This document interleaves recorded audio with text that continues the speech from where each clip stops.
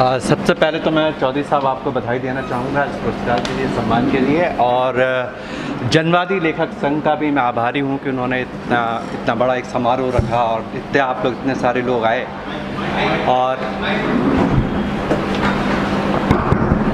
और त्रिपाठी जी का आभारी हूँ, उन्होंने अपने इतने व्यस्त कार्यक्रम से समय निकाल के वो यहाँ पर आए और उन्होंने हम लोग को संबोधित किया और एक बहुत अच्छा उन्होंने व्याख्यान भी दिया यहाँ पर। मैं मुश्किल से 8 या 10 मिनट के लिए सिर्फ बोलूँगा मैं, क्योंकि उनकी रचनाओं पर बोलना की हैसियत मेरी है नहीं। यहाँ पर एक से एक विद्वान हैं, यहाँ पर वो बोल सकते हैं। तो मैं बात शुरू करता हूँ जनवाद से ही। ये अजीब सी विडंबना ये कहूँगा मैं इसको, ये आयरनी है कि जनवाद लेखक संघ को लेके राजन यादव और शानी जी के बीच में काफ़ी युद्ध हुआ। राजन यादव जी चाहते थे कि शानी तुम जनवादी लेखक संघ में शामिल हो जाओ, और शानी जी कहते थे कि मैं जनवादी कैसे नहीं हूँ, पहले ये साबित करो। तो वो कहते थे नहीं, इसमें तुम जब तक शामिल नहीं होगे कैसे बनोगे जनवादी। तो उन्होंने कहा देखो राजन, तुम फिएट, मैं बात कर रहा हूँ दिल्ली की, कि आप फिएट कार में घूमते हैं, तुम्हारी कार के पीछे की सीट पर आपका एक पोमेरियन कुत्ता होता है, आप वहाँ की दिल्ली की एक पॉश कॉलोनी में आप रहते हैं और अपने आप को आप जनवादी कहते हैं। मैं जगदलपुर जैसी छोटी जगह से आया, मैं अबूझवाड़ में 2 साल रहा, वहाँ पर रह के मैंने शाल्वन का दीप जैसा उपन्यास या जिसको आपका संस्मरण उसको कहेंगे वो लिखा, और आप मुझसे कह रहे हैं कि मैं जनवादी नहीं हूँ।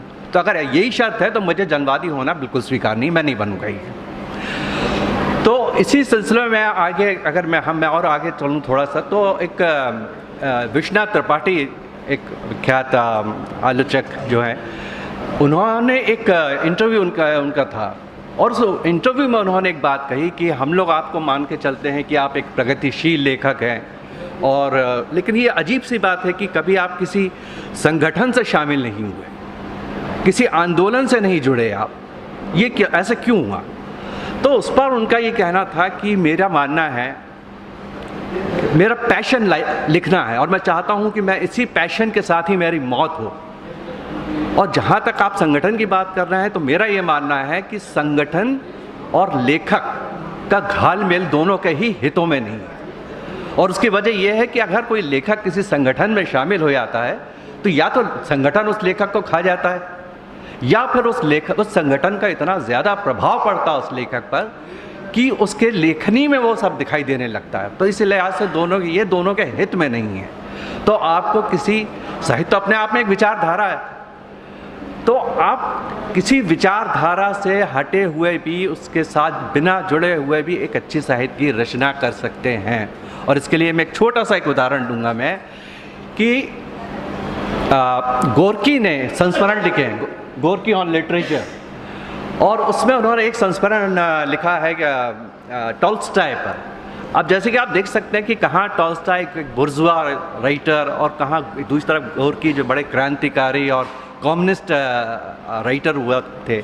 दोनों के बीच रोज़ मुलाकात होती थी अक्सर नदी के किनारे, और बहस होती थी, और होता ये था कि उस मीटिंग के जो आखिर में हमेशा दोनों में झगड़ा हो जाता था।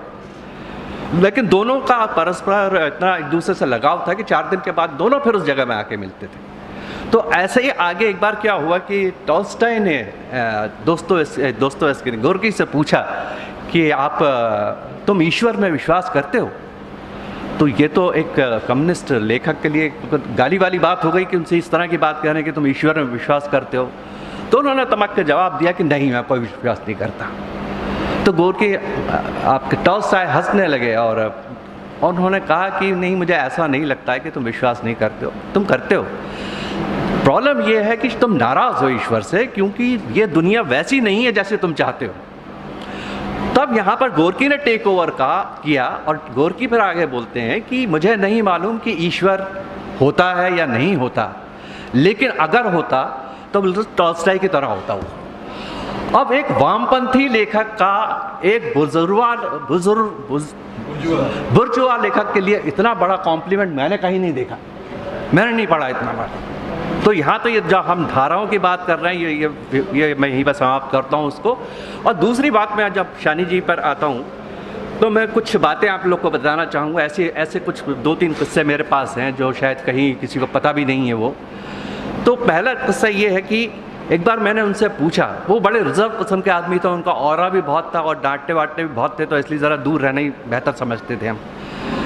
तो एक वक्त ऐसा है जब वो दिल्ली आए तो उनके पास वक्त ज़्यादा रहने लगा, तो बातचीत उनसे हमारा एक कन्वर्सेशन शुरू हुआ। तो ऐसी बात में मैंने एक बार उनसे पूछा कि ये आप जगदलपुर जैसी इतनी छोटी सी जगह में और जिस ज़माने में आप थे तब तो मेरे ख्याल से दूरबीन से भी अगर देखेंगे तो पता नहीं चलेगा कहाँ है वो, तो ये किताबों से आपका परिचय कहाँ से हो गया ये? तो उन्होंने कहा कि मेरे पिताजी ने कराया, मतलब मेरे दादा ने। तो मैंने कहा आप, तो मैंने कभी अपने दादा को पढ़ते हुए तो देखा नहीं था। तो मैंने कहा उनको साहित्य में रुचि थी? उन्होंने कहा नहीं, वो उनको चीप साहित्य में रुचि थी, सस्ता साहित्य, स्लीजी किस्म का लिटरेचर। और शायद उस ज़माने में जगदलपुर में कोई एक आध लाइब्रेरी हुआ करती होगी, तो अक्सर वो इनको भेज देते थे वहाँ पर कि ये किताब है, किताब वापस कर दो, या कोई पत्रिका होगी और इसके बदले में कोई दूसरी ले आओ। तो वो जो पत्रिकाएँ होती थी वो आम अगर कहें तो जैसे मनोहर कहानियाँ वगैरह जैसी जो उस टाइम में कुछ निकलती होंगी ऐसी। तो उन्होंने बताया कि मेरा किताबों से परिचय जो था मेरे पिता ने, मेरे बाप ने कराया। और जब मैं उस लाइब्रेरी में गया, कई बार मुझे वहाँ इंतज़ार करना होता था, इस बीच मैंने वो जो पढ़ते थे मैंने पढ़ना शुरू किया, मुझे पसंद नहीं आया वो। और इसी बीच कई बार जाने पर क्या हुआ कि उनके हाथ में ऐसी कोई किताब लग गई जो एक जिसका कहेंगे गंभीर साहित्य था, और उस तरह से उनका पहली बार परिचय हुआ गंभीर साहित्य से, और उनकी रुचि लेखन की तरफ बढ़ी। तो एक तो ये है, और दूसरी बात मैं ये कहना चाहूँगा कि वो उनमें एक साहित्यिक ईमानदारी बहुत ज़्यादा थी, बहुत, इस हद तक कि उस पर वो कोई समझौता करने को तैयार ही नहीं थे। जब वो एज अ राइटर और एज एन एडिटर ऑल्सो, उन्होंने वो 2 पत्रिकाओं के संपादक रहे हैं, संस्थापक संपादक रहे हैं, एक साक्षात्कार और दूसरी समकालीन भारतीय साहित्य जो दिल्ली में नेशनल साहित्य अकेडमी से निकलती है।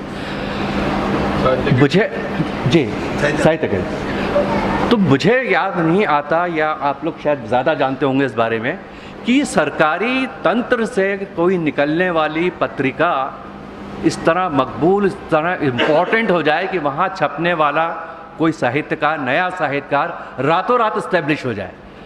और यह इन 2 पत्रिकाओं ने किया, और त्रिपाठी जी शायद मुझसे एग्री करेंगे कि इन दोनों पत्रिकाओं ने हिंदी साहित्य को बड़े बड़े अच्छे अच्छे राइटर और कवि दिए, उन्होंने लेखक और कवि दिए।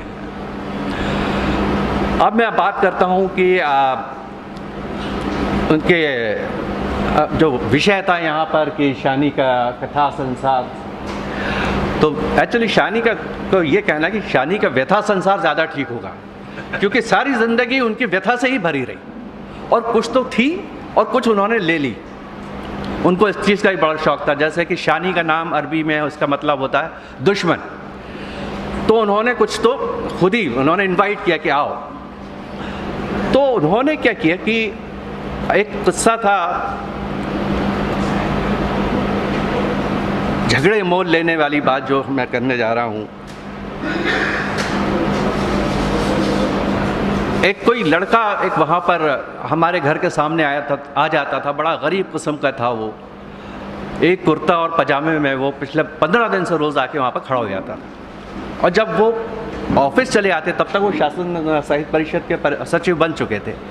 तो जब वहाँ वो गए और उन्होंने देखा कि ये लड़का आके वहाँ पर भी खड़ा रहता है, तब फिर किसी से पता करवाई कि कौन है ये, क्यों रोज़ मेरे घर के सामने भी खड़ा होता है और यहाँ पर भी होता है। तो किसी ने बताया कि ऐसा ऐसा बहुत गरीब है, बिहार का आया हुआ, नौकरी चाहिए इसे।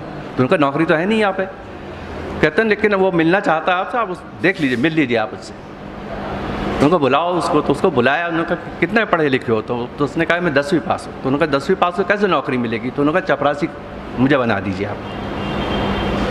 तो हुआ ये कि उनको चपरासी बना दिया उन्होंने, एडॉक अपॉइंटमेंट करके चपरासी बना दिया।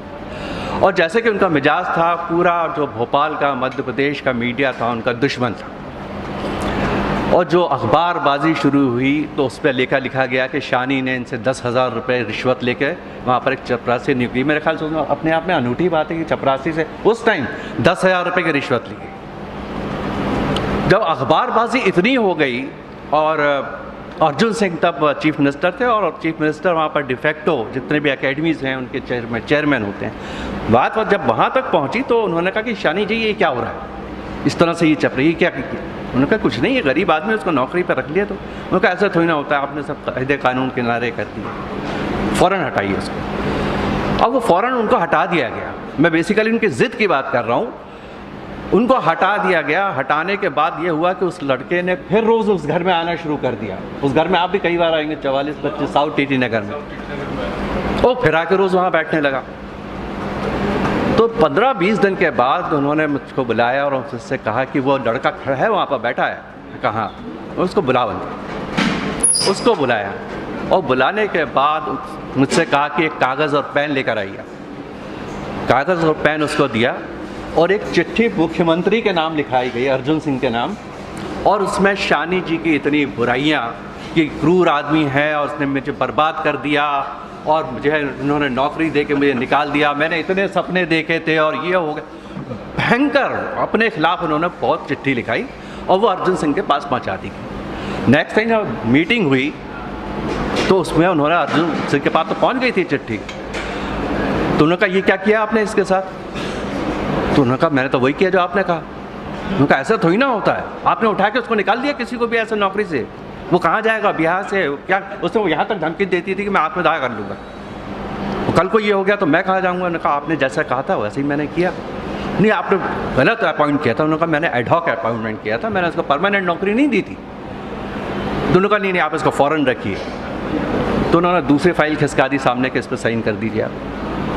तो मीटिंग उन्होंने जब वहाँ से बर्खास्त की तो अर्जुन सिंह ने कहा 1 मिनट आप रुकिएगा। तो उन्होंने कहा शानी मैं समझ रहा हूँ कि तुमने ये सब क्या किया है। मैं कहा आप ही बताइए, गरीब आदमी, उसको नौकरी दे दी है तो उससे कौन सी आफत आ गई, क्या है ये? और कोई बात नहीं, करो उसको। तो इस तरह की उनको कभी हार नहीं मानते थे।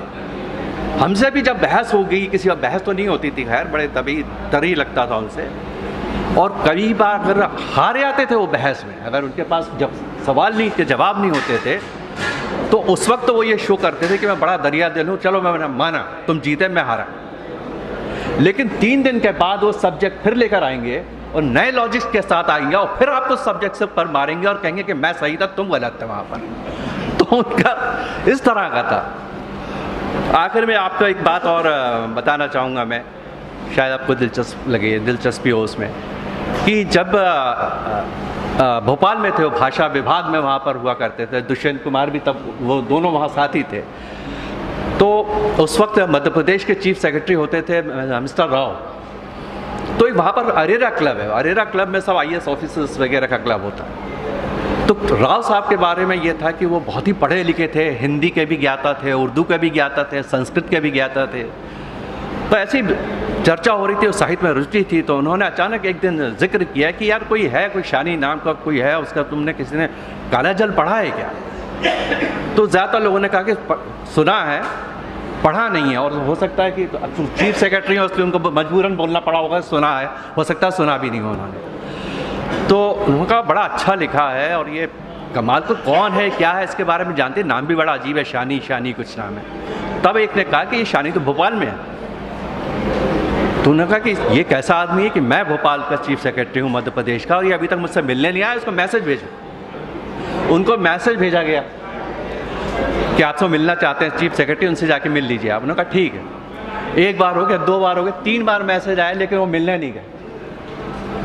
और उधर वो नाराज़ हो रहे थे, आपने कैसे? तो उन्होंने कहा कि उनको तो हमने 3 बार मैसेज भेजा है लेकिन वो नहीं आना चाह रहे, हम क्या कर सकते? तो राव साहब ने फिर फ़ोन लगवाया और उनसे कहा कि मैं मध्य प्रदेश का चीफ सेक्रेटरी राव बोल रहा हूँ, आपको मैंने 3-4 बार मैसेज भेजा, शायद आप बहुत बिजी हैं, तो आप एक काम कीजिए, मुझे अपॉइंटमेंट दीजिए, बताइए मैं कितने बजे आपसे मिलने आ जाऊँ। और इस तरह से उन्होंने कहा नहीं रहने दीजिए, मैं आज जा रहा हूँ, मैं खुद आपसे मिल रहा हूँ। और राव उनसे बड़े प्रभावित है और उन्होंने ही दरअसल जो शासन साहित्य परिषद जो थी तब कागज़ों पे हुआ करती थी, और उन्होंने कहा कि मैं चाहता हूँ कि शानी तुम इसके सचिव बनो, और वहाँ के वो सचिव बने। और उन्होंने इस तरह से एक वहाँ पर इतना बड़ा एक महकमा वहाँ पर खड़ा, शासन शब्द, जैसे त्रिपाठी जी बता रहे हैं, शासन शब्द वहाँ से हटा दिया था। और मैं एक और बात यहाँ पर कहना चाहूँगा कि शानी जी का कविता प्रेम बहुत था। अमूमन ये कमी देखा गया है कि लेखक या उपन्यासकार जो हैं उनकी कविताओं में या गज़लों में दिलचस्पी हो, लेकिन उनकी बहुत दिलचस्पी थी और उनके तमाम जो साक्षात्कार और समकालीन भारतीय साहित्य के अगर आप संपादकीय देखेंगे तो लगभग हर संपादकीय की शुरुआत या तो कविता से होती थी या उसका अंत भी कविता से होता। और अंत में मैं एक किस्सा आपको और सुनाना चाहूँगा कि जब वो थोड़ा बहुत उनका नाम हो गया था, जगदलपुर में ही रहते थे, तो काकेर में कोई एक समारोह था, छोटा सा कवि सम्मेलन कम मुशायरा इस तरह का, तो उसकी अध्यक्षता के लिए उनको बुलाया गया कि आप आ जाइए। तो वहाँ जब पहुँचे तो उसका उन्होंने एक बार जिक्र करते हुए उसकी चर्चा उन्होंने मुझसे की। उन्होंने कहा वहाँ एक कोई शायर आया था, मुझे उसका नाम याद नहीं है कौन था वो, उसने क्या पढ़ा मुझे वो भी याद नहीं, मुझे सिर्फ उसका एक शेर याद है और वो शेर था कि लोग कर रहे थे तबसरा, वो उंगलियों से लिख रही थी अपने जानों पर मेरा नाम। उनको बस ये शेर याद रहा। और वो जो शायर साहब थे वो किसी सरकारी बस में कंडक्टर हुआ करते थे। तो उनका जो शायरी और कविताओं को लेकर था लगाव जो था वो हमेशा शुरू से ही रहा, उन्होंने ये सब किया भी। और इसी के साथ में मेरे ख्याल से बहुत लोग और भी हैं, शायद आगे वक्ता हैं, तो मैं चाहूँगा कि मैं आप लोग का और वक्त ना लेते हुए आप लोग का बहुत बहुत धन्यवाद जो आपने मुझे वहाँ से यहाँ बुलाया। और मेरी कोशिश है कि अगले साल जो आप लोग कुछ समारोह करेंगे तो उसका हमारे पास हमारा शानी फाउंडेशन है, इसमें आप लोग की कुछ मदद करने की कोशिश करेगा। धन्यवाद।